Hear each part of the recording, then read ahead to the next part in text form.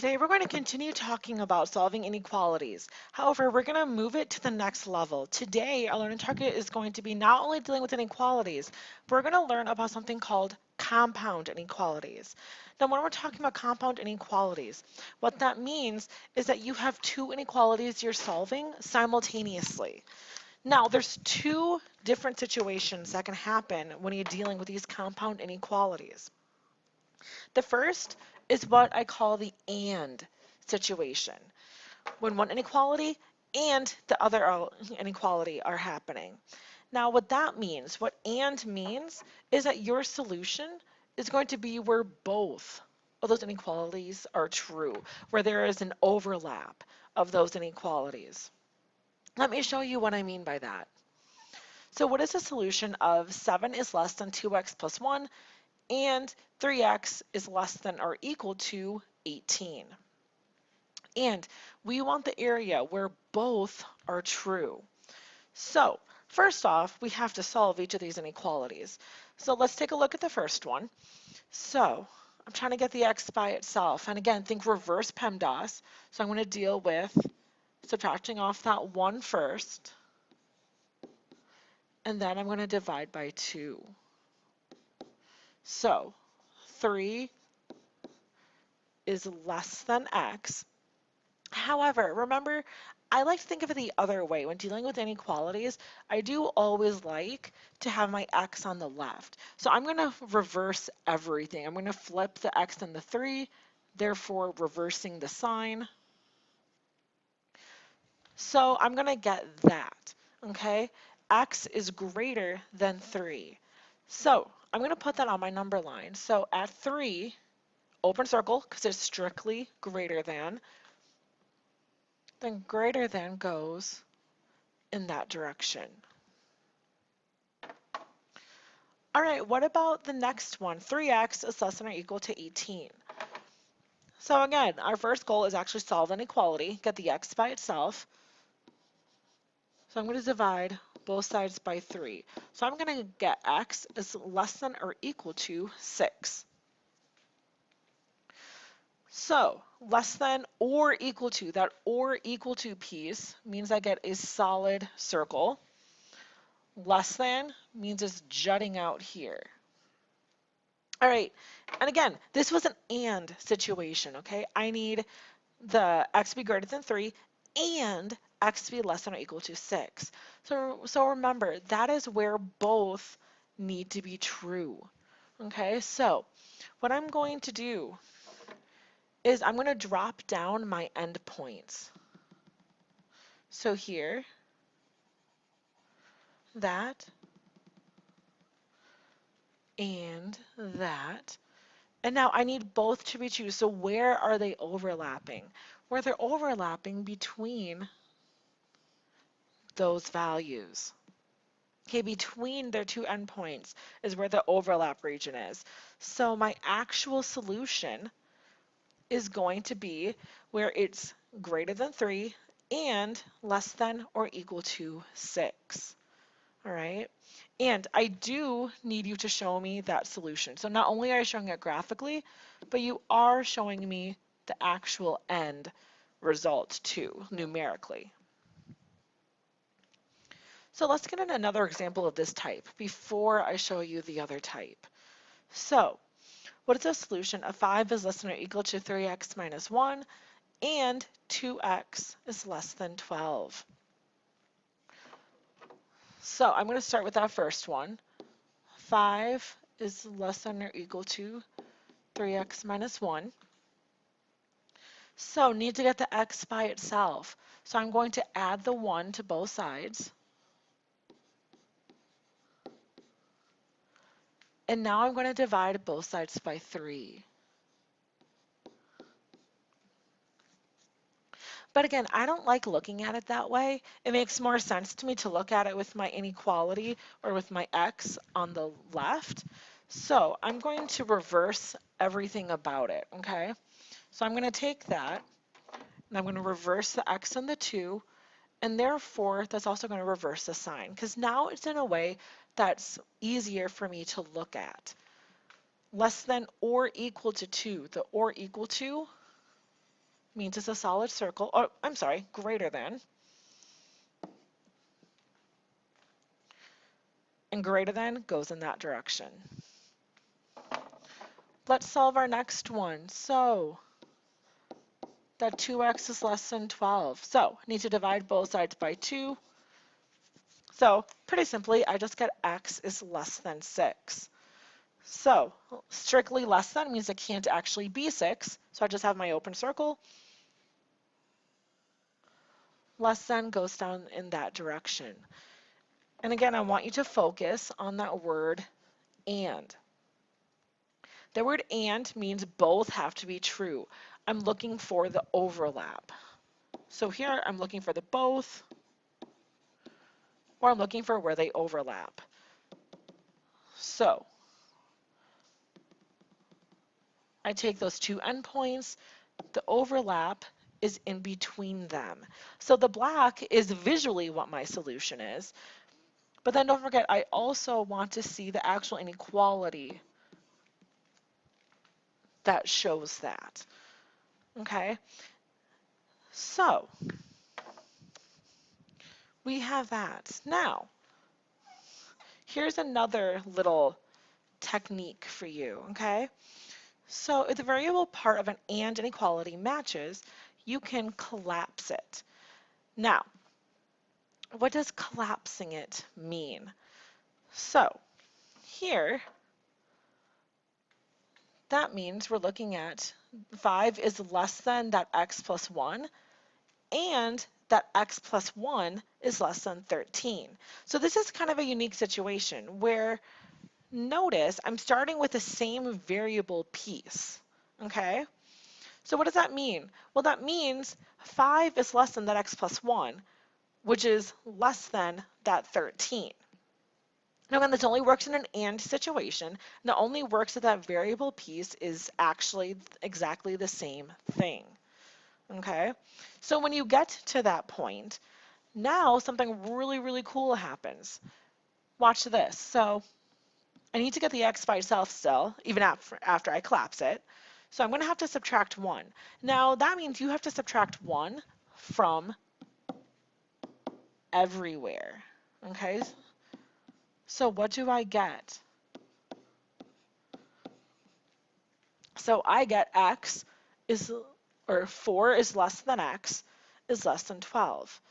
So now the neat thing about condensing this is instead of having two separate inequalities, what this actually does for me is now I just have one inequality, and I can tell the x is sitting in between those two numbers. It's sitting in between the 4 and 12. And I can just write my solution just like that. So I want us to think, can we go back for those and situations we've already done? Can we actually go back and write our solutions that way? And the answer is actually, yeah, we can. Okay, so here, look at this. X, or 2 is less than or equal to x, which is less than 6. Notice how I could go back and I could condense that. Now, you're not wrong for leaving it two separately. I'm just showing another way you could represent it to kind of mirror what I just showed you. Or what about our first example? Could we do the same thing here? Well, again, the answer is yes, we can. We have our variable being greater than 3, but less than or equal to 6. So again, this only works for the and situation, but it's kind of a cool way to write it as a single thing, collapse it down. Again, you don't have to, but I'm saying it's a nice representation of it. All right. So now let's move on to the next one.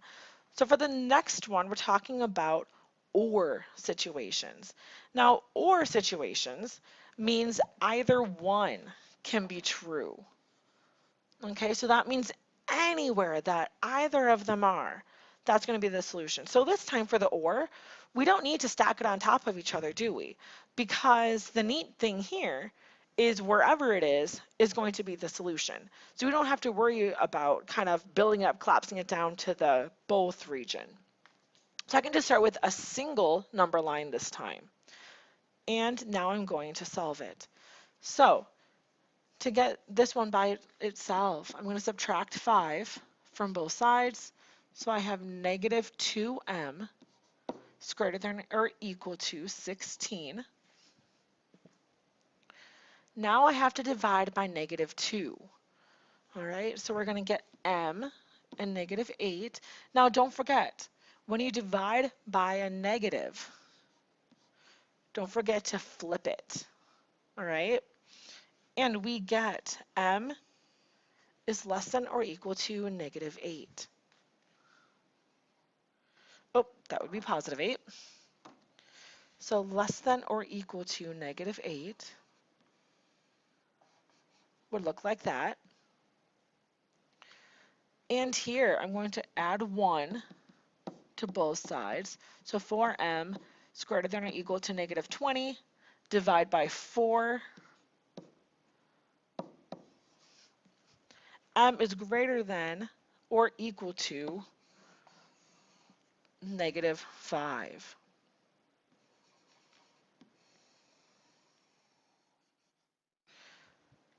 So to fully answer this, again, remember I need the visual, I need the graph of the inequality, and I need those two inequalities written out for me as well. So let's do another one just to see how this is going.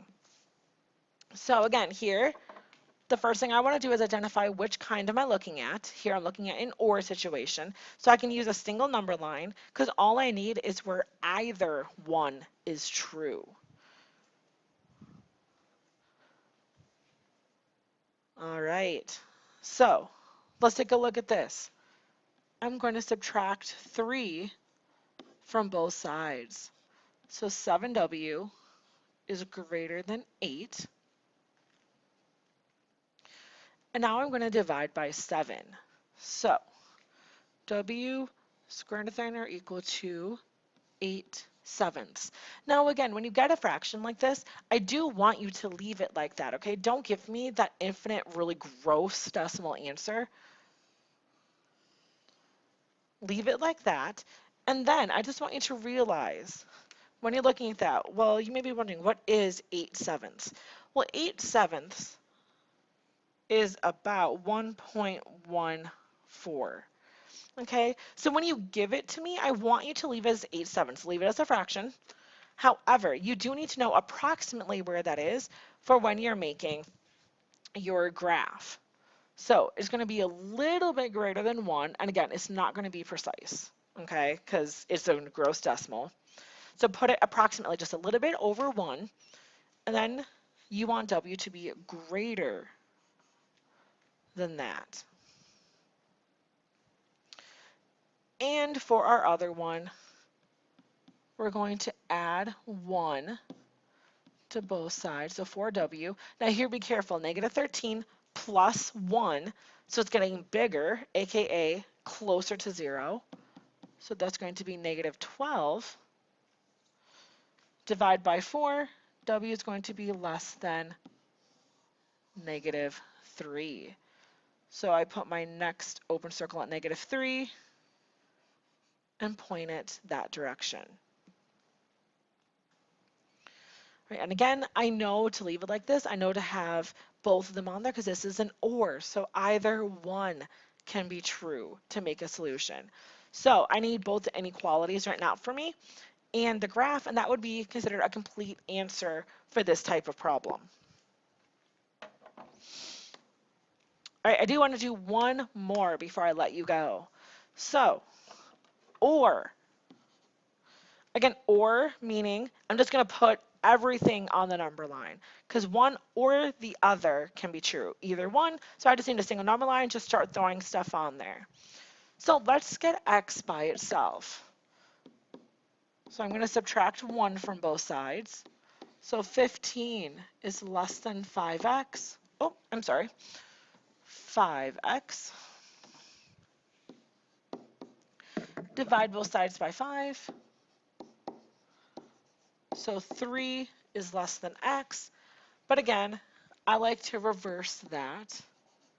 So reverse where they are, reverse the inequality sign, and I get x is greater than 3.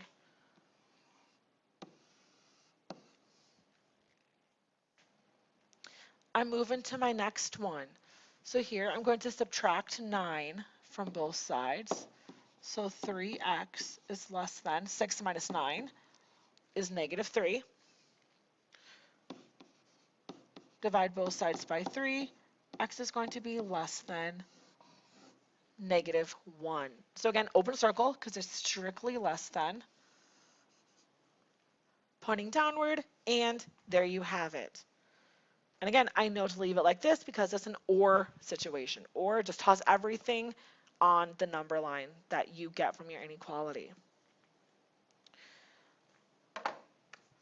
So that is going to be all for our notes. So again, what I'd like you to do for me, please, is take a few moments, write that summary out, and then we will discuss any questions you have in class.